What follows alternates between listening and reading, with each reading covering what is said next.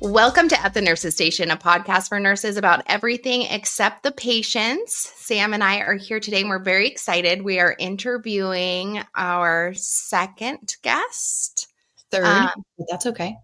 Oh, that's right. Well, I don't know if that's how we're going to post them. So she's going to be second or third. I don't know. That's fair.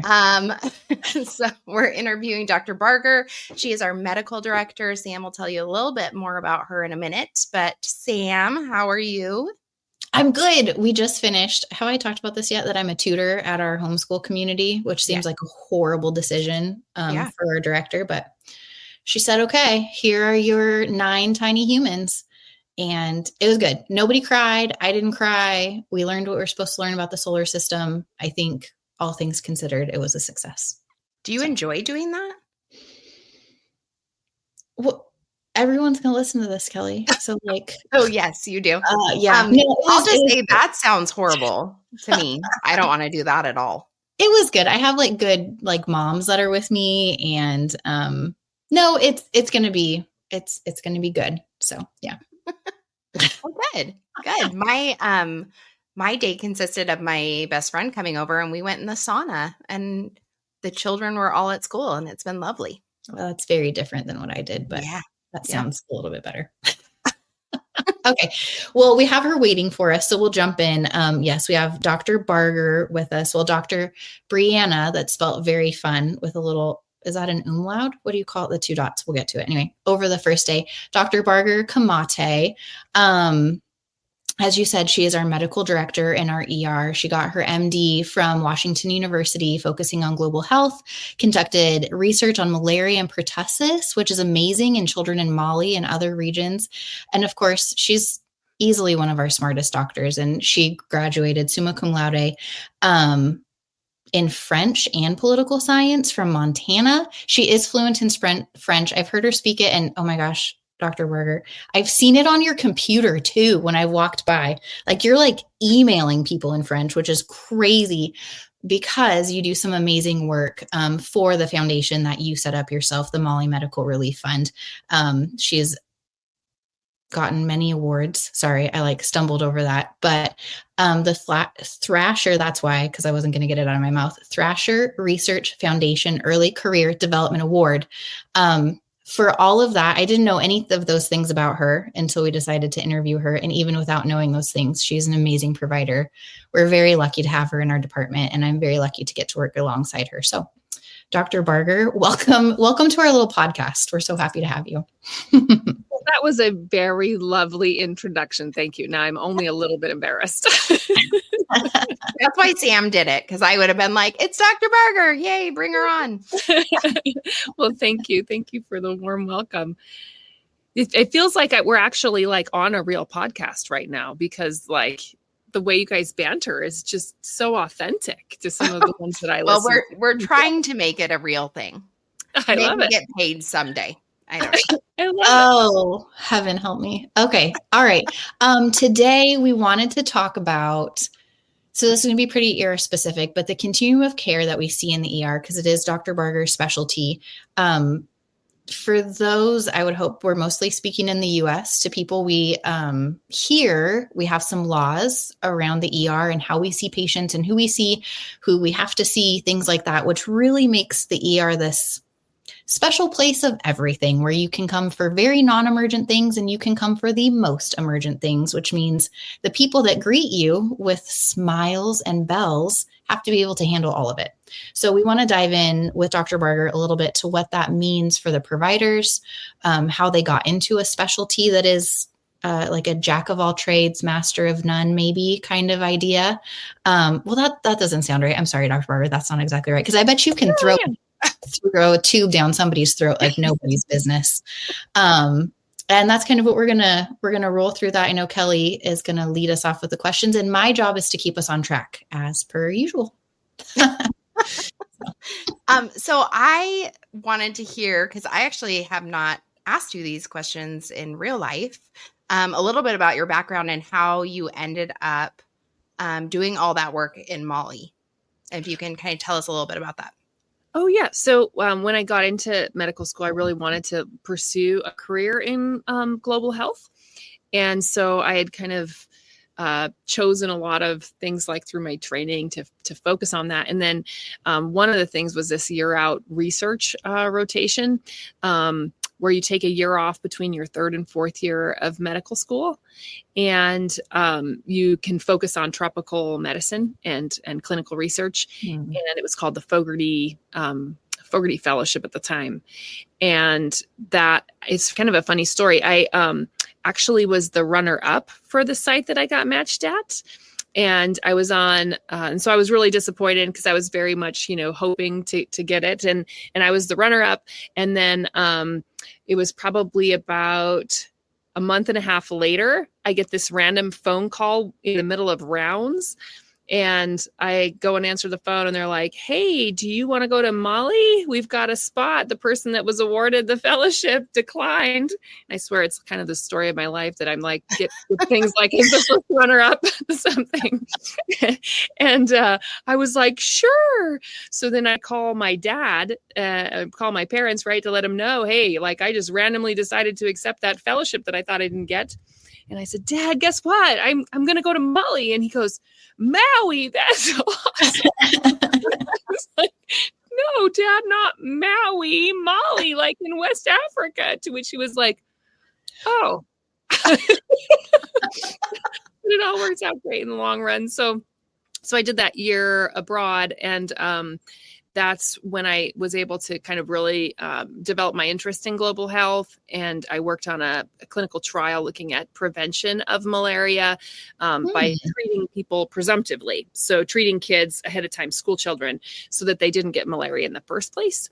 And that was actually pretty cutting edge at the time, like back in the early 2000s. It's now standard of care. So it's kind of exciting to be part of that. And then once I came back, like, I met and fell in love with my husband during that year. And so then I came back and, of course, you got to finish up med school and then do residency. And we decided to go ahead and move to Baltimore. And I matched in Baltimore at Johns Hopkins because Baltimore is like a little bit of a hub for malaria research. And so then Paul was able to continue the work he was doing in malaria research. He's also a physician he trained as a physician in Mali and then has primarily worked in research and public health since he's moved to the States.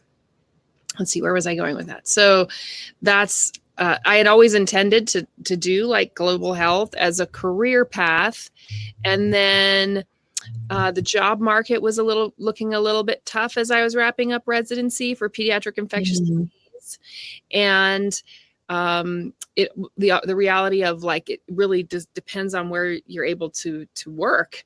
And it's so much more limited because you have to be at a major academic center to be able to practice pediatric infectious disease. And my other love was definitely emergency medicine through medical school and residency. And so I decided to pursue emergency medicine. And actually is probably a lot better fit for me as well, because I like the complete unpredictability of, I really enjoyed just constant variety, constant challenges. And as one emergency medicine doc told us one time in like our administrative, meeting, like, we're out here solving problems, folks. We're out here solving problems. And it's so true. Like you feel like you hear people's problems and you try to solve them. And if you can't solve them, you at least send them to the people that can, So I think that's a really rewarding part of the career path, I love that. And you still work with some organizations in Mali, right? Yeah. So my husband and I founded a small NGO called Mali Medical Relief Fund. How the organization works is you have to pay for all of your care ahead of time. In Mali, you don't just automatically get cared for when you walk in the front door like we do in the States. And so if you are unable to pay for your child's care, you can be sent, calling around to neighbors and in the event of an emergency to try to get someone to give you enough money to pay for care. And so that has always been a huge barrier to timely and appropriate emergency care. And so the way we address that is we provide an emergency fund to pay for emergency surgeries, like appendectomies. We also do more longer term type surgeries. We've done like hip replacements, back surgeries, amputations for gangrenous limbs, things like that. Mhm. And then the other major thing we do is stock a rapid pharmacy so that people don't have to run and get anti-epileptics, antibiotics, fluids, all that stuff. They can just go to this, basically like our version of a Pyxis, but it's not electronic, obviously, and then just pull what they need for a patient. And so that has helped expedite care at the main site where we work. It's called Gabrielle Touré Hospital. It's the national hospital, really in the center of the capital. And then we have a couple rural sites that we work out of real similarly. But yeah, it's been super rewarding there. Our kind of mission is to work within the existing healthcare infrastructure. So we're not like flying docs in from the States to do craniofacial surgery or anything like that. Like, we work with the surgeons that are on the ground in the current capacity that exists. So it creates a great continuity of care. But we are able to do things like just this last month, we've helped 2 kids with nephroblastoma get kidney surgery and get on the path to chemotherapy. And so, those kind of things are super rewarding for our team. That's all volunteer. No one gets paid. We all just volunteer for that. That's amazing. I cannot imagine working in an environment where you're asking for money to treat a child. That has to be so hard. Yeah. And it's a huge challenge for the people that are in the system too, and so you'd be amazed on rounds, medical students that are living on like $30-$40 a month at the time would pitch in what little they had to buy antibiotics for their patients and things like that. And that happened a lot. Wow. So like, oh, this mom needs another $5 for X, Y, or Z. Can we just pull our money? And they did it all the time. Wow. Different world. Yeah. How does that feel, going from that environment and where there is so many barriers to care, but people are still trying to overcome it, and then coming maybe to our environment where there is definitely a vibe of sometimes entitlement to care and to resources? How do you manage working back and forth between those two? Well, I certainly feel really grateful for the resources that we have at our children's hospital. I mean, our hospital's really well equipped, even comparing to other children's hospitals within the States. Like, we have access to MRI really rapidly. But one thing I wish that our patients understood more was that we have to use those resources wisely, or they won't be available when you really need it emergently. And sometimes we kind of butt heads when kind of, letting families know, like, we don't have to get this study done today. It does need to be done. We're going to get it scheduled on an outpatient basis, save thousands of dollars in the process. And it's still standard of care. It's still going to, get you your answer. But, in our society, we're pretty impatient and want to know right now, today. Yeah. Especially when it's a kid, I can see, Absolutely. Yeah. So you kind of have to, thread that needle a little bit, provide the reassurance that families need to be able to go through that painful waiting process. And if the process is going to be too long, we also recognize that. And, sometimes we're able to pull those levers to expedite care when things are not working like they should on the outpatient basis. Yeah. That's true. What are some other things that you wish parents knew before coming into the ER? Well, the big one is, I think, honestly, fever. I think, families are so universally afraid of fever. And part of that, I think, is because we educate them to be nervous about fever in that first 3 months of life. But then as children get older, they can tolerate fever better. And it really is just a symptom like any other. Fever is a symptom like other symptoms. And to be able to kind of look at your child globally. So give some Tylenol, fever comes down. If they're running around playing, they're probably okay. And it's really when fever, lasts for more than a few days, or it's accompanied by, more severe symptoms that we get excited. But I do notice that we get a lot of visits just for for run-of-the-mill fever really on like day 1, day 2, when they could probably have avoided an ER visit with just having a little more reassurance ahead of time. I currently have an 11-year-old man cold fever walking around my house, and the drama is strong. Yeah, there's no box for that on any of our assessments, like fever accompanied by whining, fever accompanied by total dramatic antics over nothingness. Like, I keep looking at the door. I'm like, is he going to come whine? Fever does make you feel miserable. Don't get me wrong. When I have a fever, I'm like, no, nobody bother me. I cannot be bothered. But, yeah. I'm always surprised too, the temperature of the fever is so like it's 104. I'm like, I don't care. Like it really, if it's 100.4 or 104, it's the same. Yeah, pretty much. I mean, there's very few numbers that are going to get me excited. It's all still within range of fever. It's like either there is fever or there isn't. Repeated really high fevers kind of raises things in the back of my mind that they could be something a little different. But, most fever is garden variety fever, and you just got to kind of give it a little time. And I like to say tincture of time. Now, I'm curious, are you a believer in letting the fever ride out as long as they're not uncomfortable? Yeah. I mean, if my kids aren't complaining about their fever, I'll let it ride out. I offer something if they're feeling miserable, but if they're not complaining and it's bothering, like with rashes, if it's bothering the parent more than the kid, it's probably not serious. I'm less inclined if they're complaining about it to give them anything because I'm tired because the complaining irritates me. I'm like, well, now I'm not going to do anything for you. You're horrible. You're going to stop the complaining if you give them some Tylenol. If I give them, how about you endure the lot that you have been given in life and do it joyfully instead of complaining to me about it? Anyways. If they sneeze, I'll give them something, I promise. If they sneeze? Yeah, just shove it up there. That'll be good. Their temperature. We're out of that window. We don't sneeze anymore. So you talked a little bit about this, about the uncertainty of the ER. And I feel like all of us, that's why we like the ER, why we stay. What is your favorite thing about working in the ER? Yeah, I think the variety. You can go literally from a patient really suffering from a severe anxiety attack in one room where you're, trying to provide reassurance and let them know don't think there's anything more serious going on, to suddenly jumping into a code type situation where you need to assemble a team.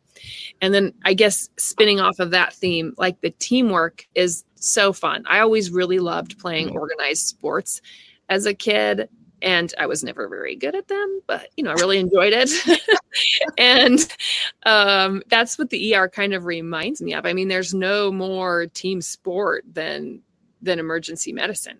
And the way we pull together when we're totally overwhelmed by either numbers or acuity of patients, you just constantly get to see your colleagues sort of rise to the occasion. And you kind of feel proud to work among people that are willing to suck it up and skip the bathroom and lunch break because this is what needs to be done to help our fellow man in their hour of need, That's a thing we touch on a lot here is the working through the grind with people shoulder to shoulder. And it's amazing. It's fun. We talk about team sports a lot.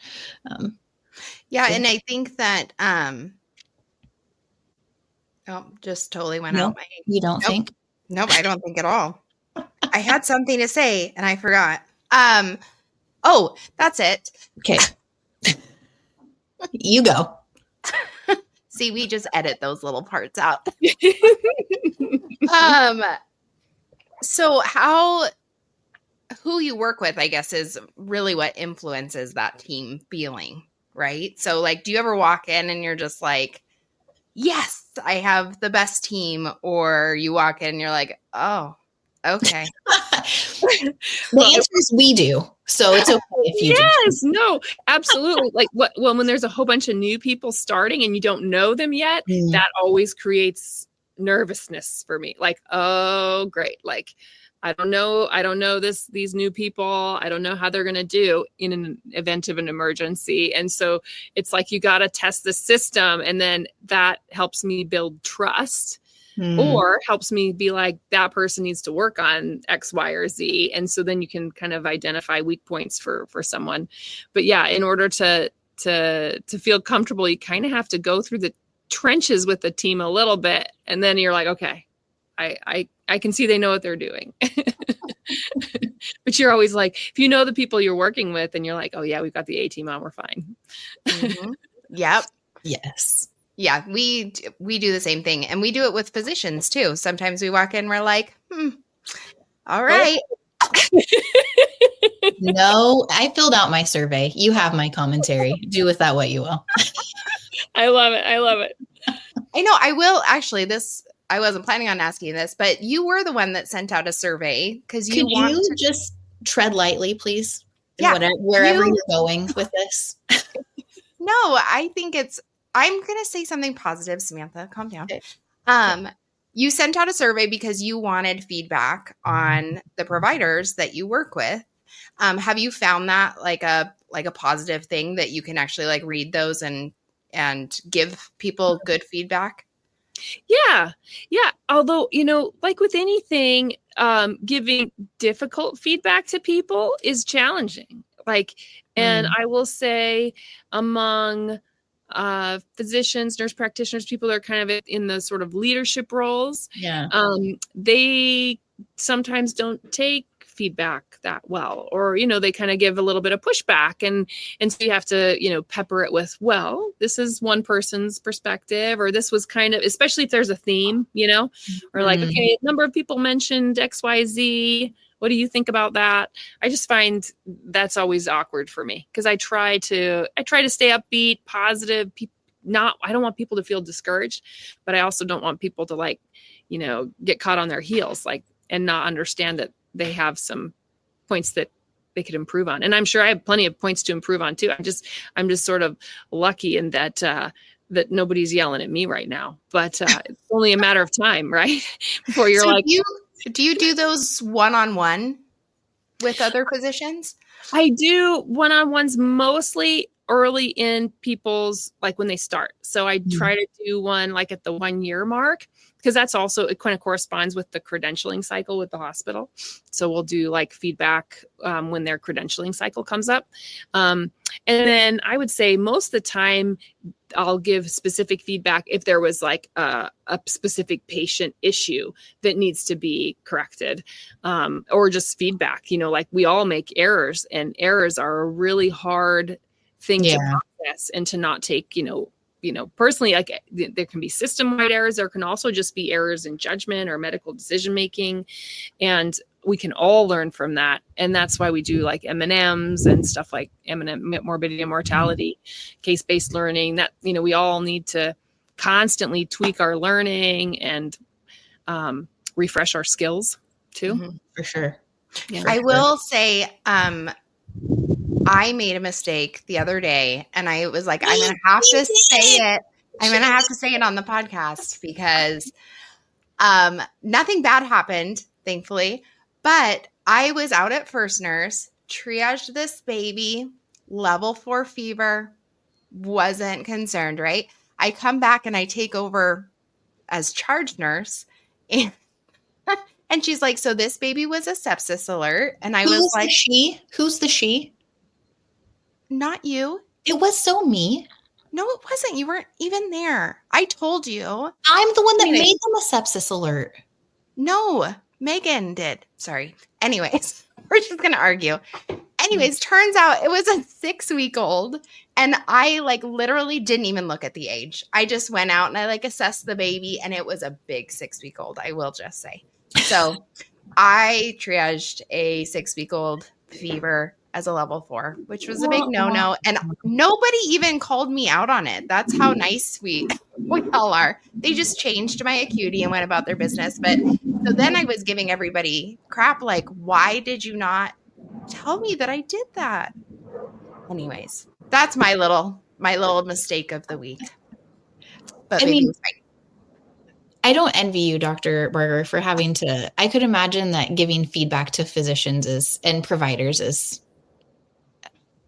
a balance, definitely a tightrope to walk. I would. Yeah. Yeah. Because, they've accomplished a lot to be in their spot. And then we're all practicing with the same education and largely the same background. So it's hard to provide that. Here's kind of what I see from the bird's eye view in the chart and talking to other people, and then just keeping it open. What's your perspective? And a lot of times I'm like, oh, okay, that makes sense. And, you can't write everything in a chart, especially it's almost like the more involved the case is, sometimes the more, black and white, gray nuance charting kind of goes to the wayside, simply because, you can't write everything down. You can't be there. Totally. Kind of briefly communicate. This is what we did. This is what we rolled out next. And so you kind of miss those nuances. Well, first this happened. And when there was crowding in the emergency department. And at the same time this patient came in, there was also another code. Oh, wow. Right. Yeah. And there's a lot of responsibility on providers. I mean, you guys, you take on that responsibility. So then to have someone be critical of your actions when you are assuming so much in the department, I could see that'd be hard. I was curious about how providers, especially in the ER, but everywhere, handle the amount of patient load. We are capped at 4. Is that Washington law, Kelly? I don't really know. I don't know. It's 4. And then if you have a charge nurse, certain people and your hallway beds in a pinch, 4 plus. But you guys have to keep going. How does that affect you? How do you manage that? I mean, that's where you just start to really rely on your team, so that, you guys have triaged them so that you can just help guide us to who we have to go to next. And then also doing the whole rounding thing. I think that our charge nurses do, just update families hey, it's going to be a little bit of a wait because X, Y, or Z. I find that to be really helpful. And by and large, most people are super understanding, usually it's just that when there's somebody who doesn't seem to get that they have to wait because somebody else's kid is coding, or something along those lines, when they don't seem to want to understand that or to empathize with the team, that can be a real, I think, challenge. You're here for a non-emergent reason. We're still seeing you in a very reasonable time frame. I feel like sometimes they can be a little bit unfair. Because we are running as much as we can. How do you manage that when you're talking to parents? Because with that continuum of care, if we're in a code, then you come out and the next patient you see has diaper rash and is upset that they've been waiting. How do you mentally deal with that? And how do you speak to that family? I just basically start anew. I kind of try to compartmentalize what I just processed. And sometimes that's harder than others, particularly if one doesn't go well or is really prolonged. But I try to kind of compartmentalize and then just start totally fresh, as though it's the first patient I saw today. And that way, I can provide them the same standard of care that I'd been providing pre-code to the rest of the families. But I would say by and large, people start to become keenly aware of volume and acuity in an ER. When we're hustling, most people kind of realize it because either they waited in the lobby for a while and they waited in their room. And then they may hear, they may see the ambulances going back and forth, or the, EMS coming in and out. So there's always some, families that the problem, right, is that you get a negative patient interaction and it sticks with you. Yeah. And it interrupts the rest of your shift. I find that harder to let go of than running a really challenging code situation. I still, to this day, if I have a really bad patient interaction or something that doesn't go well, really, socially with a family for some reason, like they're mad or they don't like you and they vent and they make unreasonable demands or they're mean to our team, it just sticks with you. You're like, what could I have done differently? Why did that go so wrong? You just constantly keep chewing and processing that while you're trying to listen to the next person that's come in. And I don't know, I find that to be the hardest thing. Yeah, I just get mad in my I was head. gonna say, yeah, but I take it personally, and that's not the right answer. Yeah. Talk to us a little bit about our medical system and how that plays out in the ER. So for people that like don't understand why everything comes through the ER, can you explain that a little bit?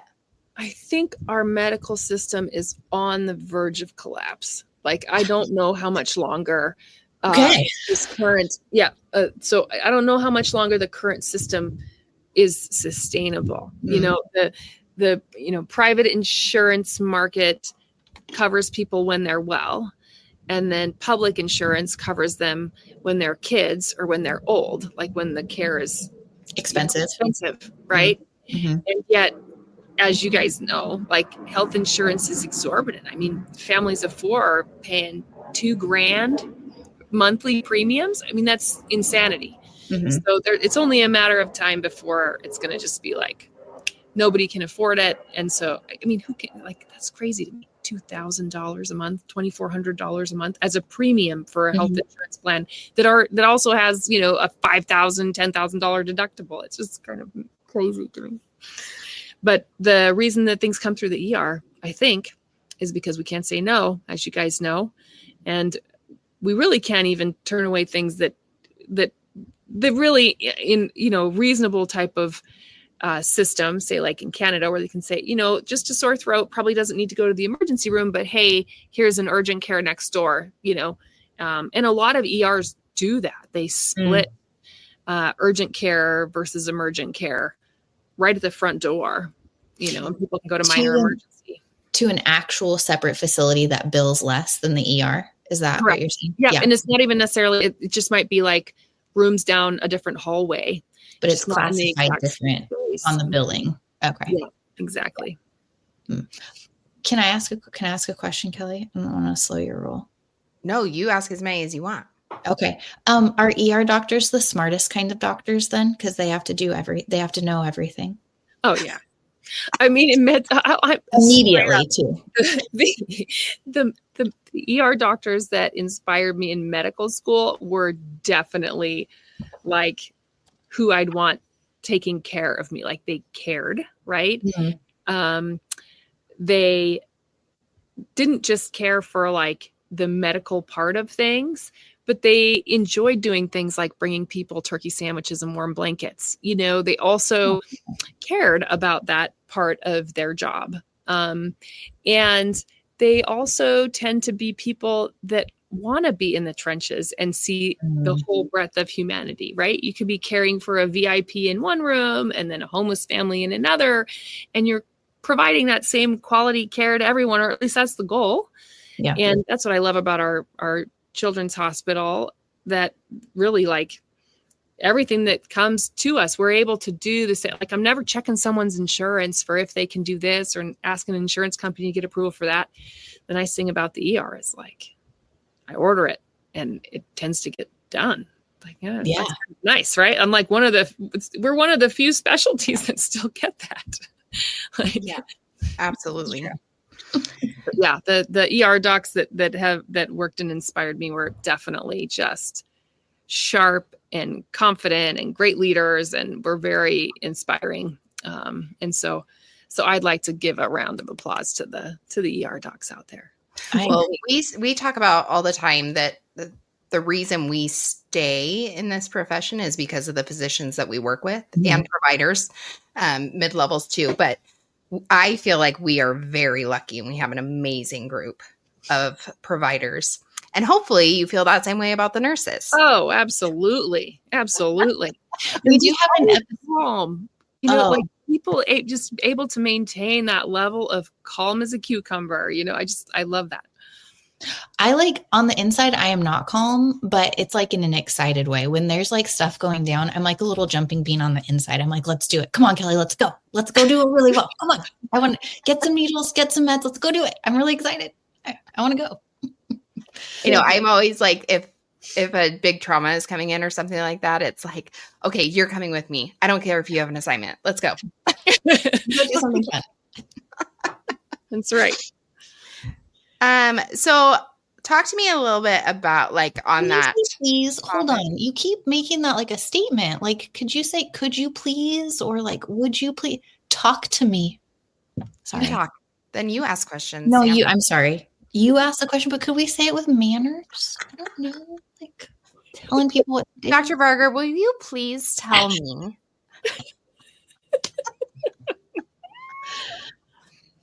Okay, so on that same subject, Aren't we supposed to be like chill now? We're not in the ER, right?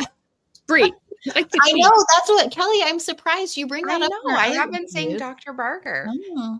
I know, it's weird. So Bree, can you tell me a little bit about that good code? Like, how does that look like from the provider's perspective? Mm-hmm. Okay.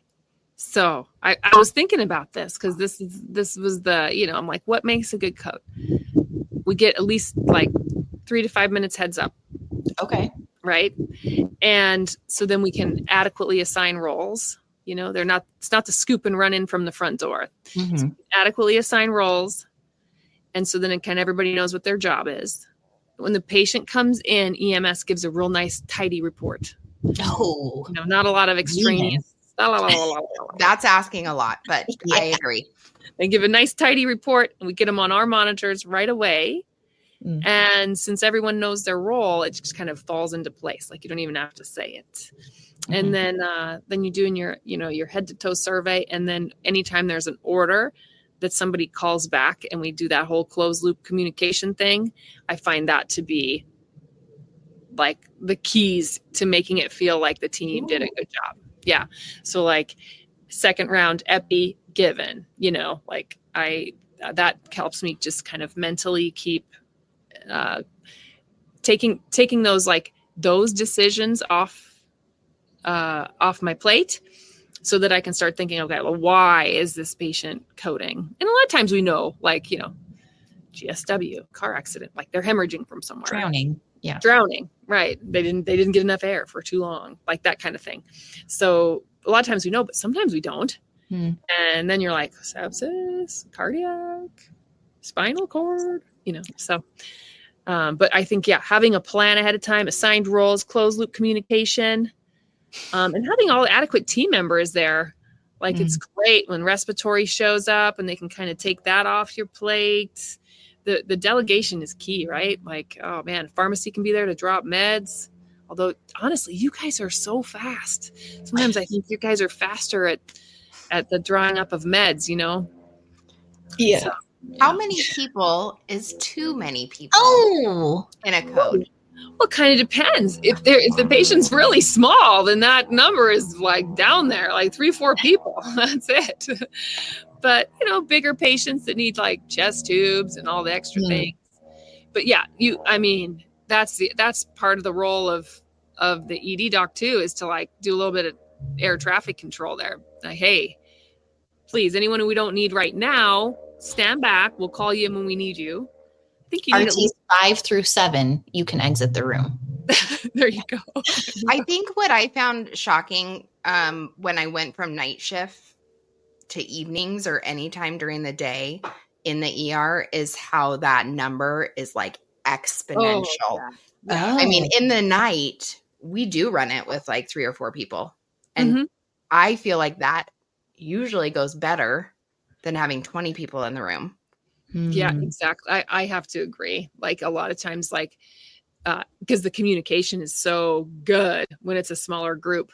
But then when there's this ballooning effect of how many people are in the room, suddenly, a lot of times from the physician perspective too, like ICU comes in, anesthesia comes in, you start to almost be like, who's stepping on whose toes, who's in charge now. And it almost becomes a challenge to make sure the physicians are communicating amongst themselves, because one of them might have ordered something and then you're not aware of that. So then you order it too.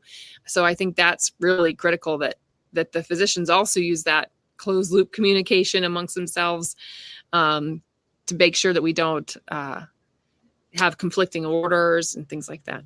I don't like listening to any doctor that's not the ER doctor. In those codes, when another doctor tries to tell me to do something, I'm like, who are you? No.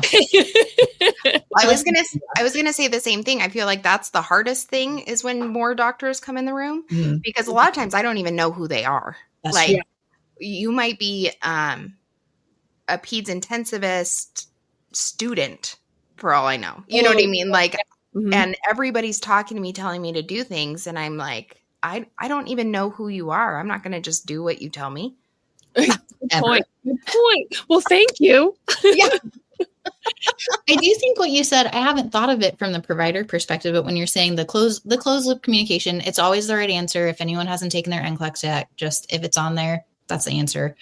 But the idea of taking it off your plate, because as nurses, we have like our one brain is the one nurse over there that's writing everything down and keeping track of it for us. And the other nurse or two nurses are just like the hands that are doing things. So if I'm the recorder, I don't have to do anything. So I'm not really, that part of my mind is not being utilized at all. I don't really have to think about a lot of that. I'm just recording it. And if I'm at the bedside, I don't really have to keep this running list of like what the vitals are, what they were, where we're going.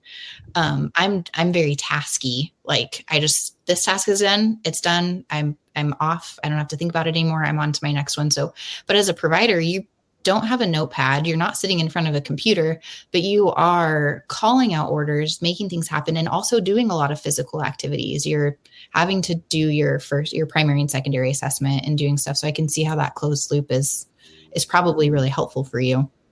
Yeah, absolutely. Yeah.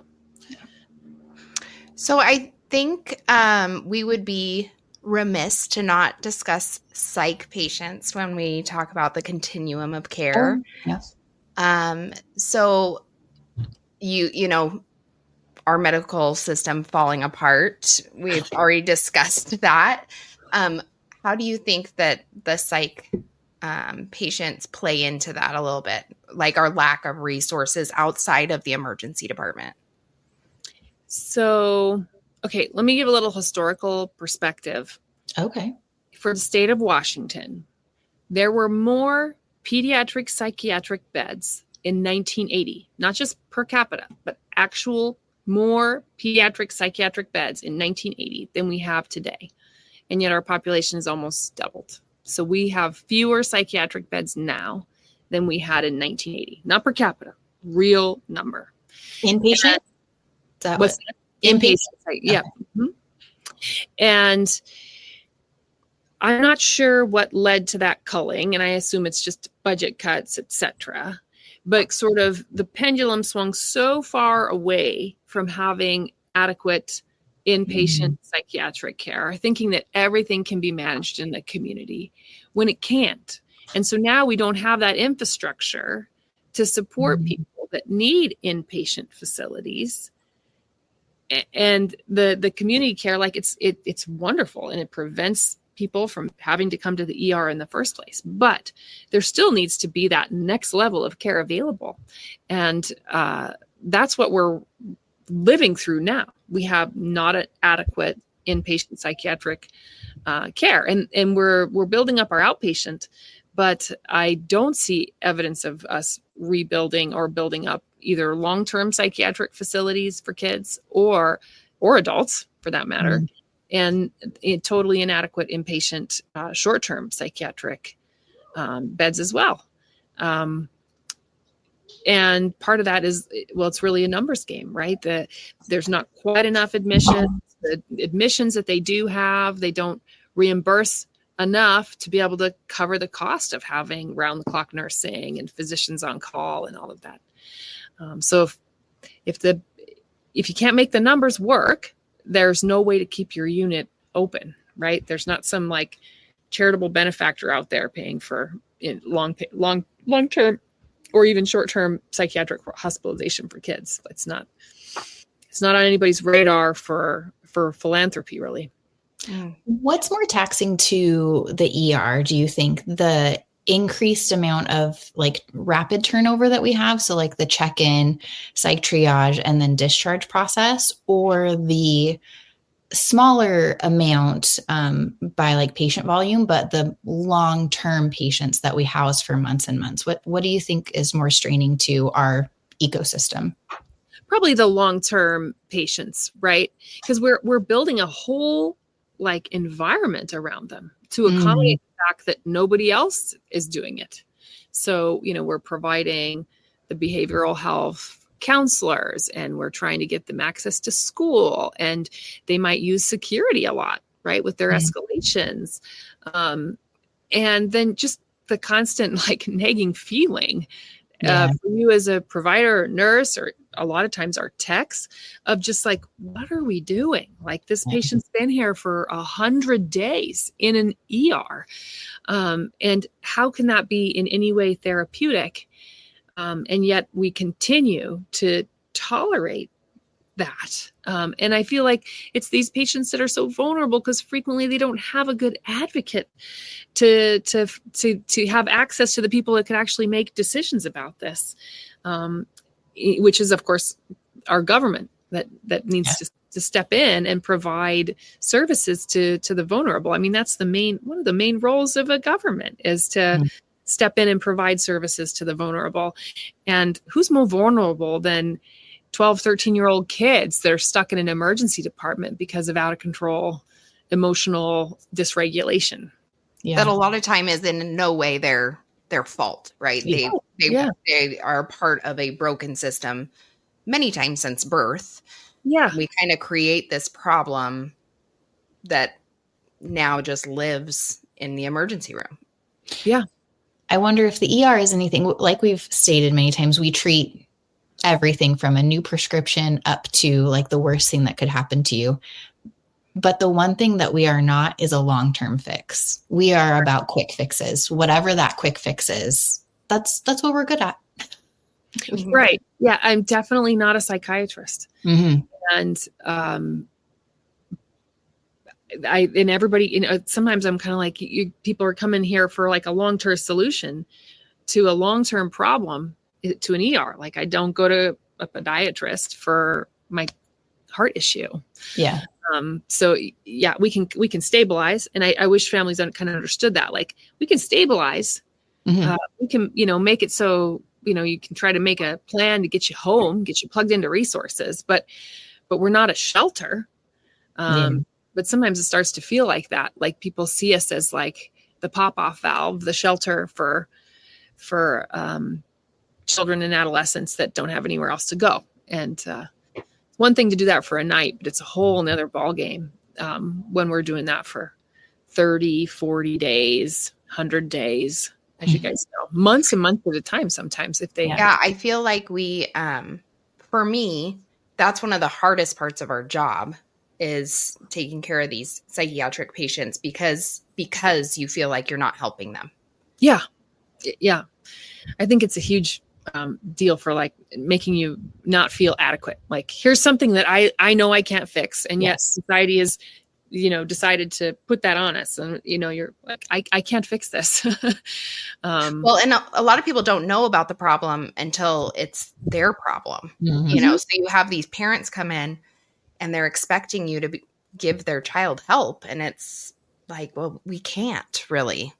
Yeah. Exactly. It's not our area of expertise. Like, we can get you plugged into our psychiatry triage team, and they can assess you for the need to stay overnight in a psychiatric hospital that may or may not exist for your child's condition, right? Like, the kids that are the most needy have the least options, right? The ones with really challenging behaviors, severe developmental delay, or under 10. Please see Strings Attached episode that was released in late August, where we go over this. Oh, gotcha. Oh yeah, no, which you can, but we talked about how, a lot of times, well, like if you have a heart attack and you have pre-existing conditions, that doesn't stop you from receiving care for your heart attack at all. But when we're talking about psych, you might be suicidal, but perhaps you're also autistic, or perhaps you have an aggressive behavior thing that needs extra treatment. But if you are diabetic, or if you have like a suicidal underlying ideation, that precludes you from the care that you need for your acute problem. And that, makes it really difficult for us, I think. Absolutely. I've never really thought of it as a pre-existing condition type of thing, but that's like that's really well put. That's exactly what it is. It's like their pre-existing condition suddenly makes them less likely to get, good care. Yeah. That's to me very frustrating. Yeah. We'd love to move into our pulse check section. Thank you so much for that information. And I'm just going to be thinking about, I think, how other countries do that, and just the personal generosity of med students giving their own money to help buy like antibiotics. I need to channel that a little bit more in my personal life, I think. So thank you for sharing those stories with us. Yep. Okay, Kelly, are you going first today, or am I? Pull up my little thing. I can go first. Okay, hit me. And this question is a question that I hear all the time. You both have sons, so you might have heard this before. How many penises have I seen in my life? A lot, but at least 4. No. Okay. How long do you think you would survive a zombie apocalypse? And what would your one weapon be?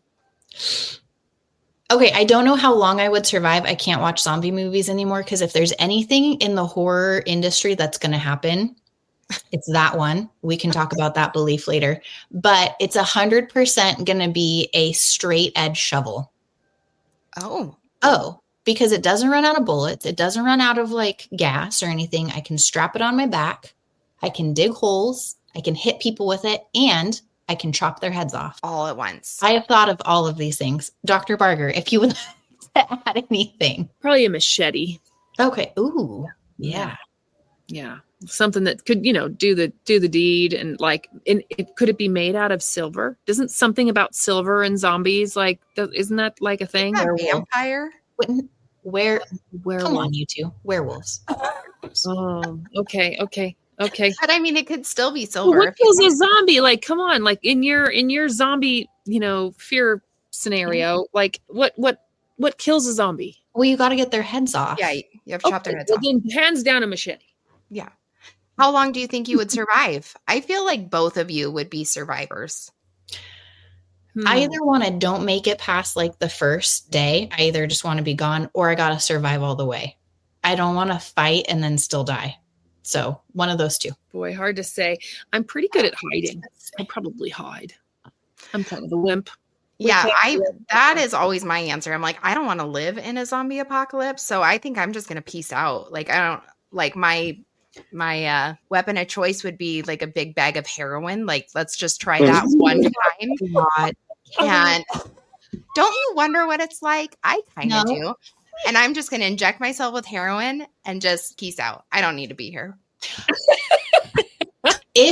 What celebrity is going to play you in the biopic of your life? Oh. Do I get to pick somebody that's like really good looking? That's what I would like. You can do whatever you want. Yeah, exactly. Okay, I'm going to date myself. 90s pick. Okay. So a 90s Claudia Schiffer. Oh, I could see that. I like that. Not really an actress though, was she? Okay, I guess that's. Let's try again. Well, it doesn't have to be well acted. I don't know. Fair enough. Claudia Schiffer in Molly treating malaria. I'd watch it. How about Meg Ryan? Meg Ryan. Oh, I do like that. Okay, yeah. Well, when I was younger, everyone told me I looked like Molly Ringwald. So, oh my God, I see it. Yeah, and when I was like in my 20s, I really did. So, I think and she's actually a really cool human. So, I'll pick Molly Ringwald. Okay. You could also go with Julia Roberts. Another girl. I think that's why I thought of this question, Kelly, is because I saw something with Julia Roberts in it, and I thought of you. And I was curious what you were going to say. So well, that's nice. Julia Roberts. She has such a big mouth. You work on commission, right? You. Huge. I feel like Molly Ringwald would make a better nurse than Julia Roberts.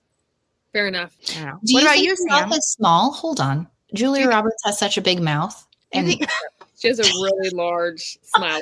I have a big mouth too, I guess. Thanks, Sam. I think mine's a 90s picks too. I think Jennifer Love Hewitt. I like her. I think she's cute. Nice. Yeah. Yeah. Okay. Yeah. Anyway. Okay. What else you got? This is an easy one. Okay. Would you rather be always hot or always cold? Oh. Can I pick neither? No. 50-50? Nope. Always hot. Oh, I'd go always cold. But I feel like that's because I'm always hot right now in my life. I mean, how cold are we talking? Like the kind of cold that like gets to your toes and fingertips and hurts? No, I don't think we're talking frostbite or like a flame. It's just, you're just always a little uncomfortably cold. Okay, yeah. I mean, you can fix that, right? Yeah. But you can fix it, the always hot with a fan. Fixer over here. She rejects your premise. She's just going to fix it.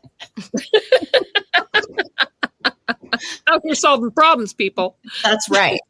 I feel like 5 years ago, I would have rather always been slightly warm, but all of a sudden I'm really sweaty all the time and I do not like it at all. So I might go with being a little bit cold. And you only sweat out of one armpit. Yeah, but other places have been sweaty. And I don't Isn't that weird, Brie? How do you only sweat out of one armpit? I don't know. It only smells out of one armpit. The other one doesn't make sweat. And every time I ask Google, it's always like, well, did you only put deodorant on one side? I'm like, no, I'm not a ding dong. I would have no, I know this. So, but next time we're in the trauma room for 45 minutes, you all can test it, I guess. And it's true. Yeah. Get up on in there. Okay. Which Disney princess castle would you live in? Ooh, good question. Does Jasmine's castle kind of? Oh, yeah, for sure. Palace? Yeah, Jasmine. Oh, Middle Eastern architecture and stuff. I love that. I didn't even think of that. I didn't either, and now I feel like I want to be there too. I was going to say Beauty and the Beast, but I think Jasmine's is better. I would think Ariel's, like Prince Eric's castle. Okay. Oh, like on the ocean. Yeah. But yeah, that's true. I don't know that I could do the desert, so I don't know. The fjords are too cold. We can't live there. No. Yeah.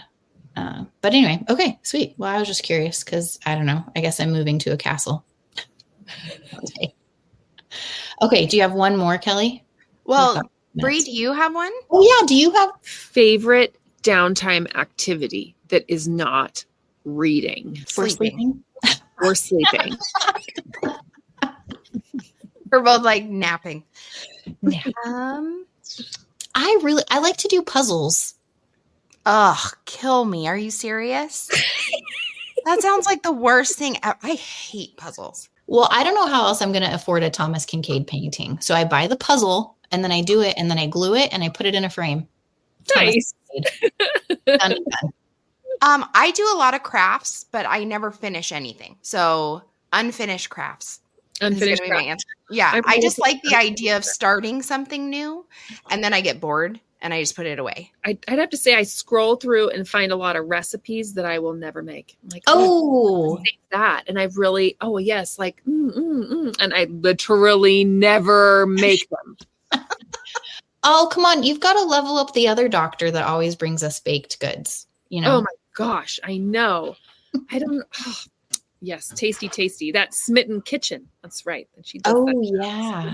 But if there's more than like 7 ingredients on a recipe list, like. Fair enough. Yeah. I hate what has been happening to me lately is I get all the ingredients and then I just assume that you just mix them together. and then it turns out there's actually steps that you have to like saute the onions and like grind this over here and do that. And I'm like, oh, and I just put it all in the pot. That's not gonna work. I'm with you. That's exactly how I do. Yep. Like everything is like sheet pan this, one pan this. Yes. Yeah. Or I just make like the same 5 things on repeat. I know. We're having tacos tonight, I love it. And like white people tacos, not real tacos, because I don't have time for that. So ground beef and ground beef. Shredded cheddar. Yeah. I think used all of the time that you have so graciously given us, Dr. Barger. Is there any other parting comments you'd like to leave us with, or thoughts, or? You guys are the dream team. Oh, So here's I'm going to modify my answer. So is there a time when you arrive at work and you feel like, oh, it's going to be a good day? Yes. When the dream team, Kelly and Sam, are on. Thank you. That's very kind of you. Oh, well, we hope that you guys enjoyed our interview with Dr. Barger as much as we did. It was so fun. And it's just nice to talk about kind of what goes on with where we're at and the challenges that we have. Let us know if you agree. Let us know if you are inpatient land and are not fans of the ER and think that we're just whiny about how hard our lives are. We're always interested in that too. Could be a different perspective. Otherwise, we will be back again next week. So we'll save you a seat at the nurse's station. I love it.